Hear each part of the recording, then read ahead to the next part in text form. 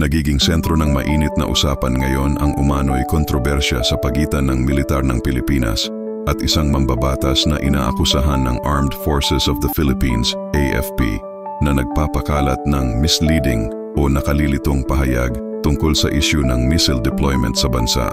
Ayon sa AFP, mahalagang maging maingat sa pagbabahagi ng impormasyon na may kinalaman sa pambansang seguridad.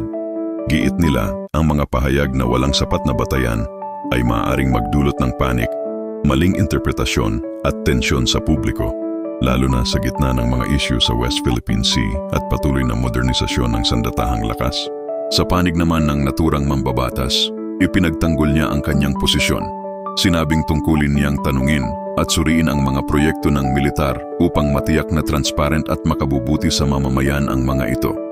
Ngunit para sa mga eksperto, lumalabas na hindi lamang usapin ng depensa ang nakataya dito, kundi pati ang tiwala ng publiko sa pagitan ng gobyerno at militar. Sinabi ng mga analyst na ang insidenteng ito ay paalala ng kahalagahan ng tamang komunikasyon at koordinasyon sa mga ahensya ng pamahalaan, lalo na kapag may kinalaman sa seguridad ng bansa. Sa panahon ng mabilis na pagkalat ng impormasyon, isang maling salita lang maaaring maging sanhi ng kalituhan o diplomatikong tensyon.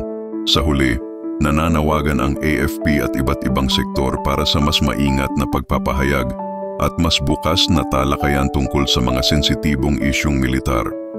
Dahil sa dulo, ang layunin ng lahat ay pareho, ang kapayapaan at kaligtasan ng bansa.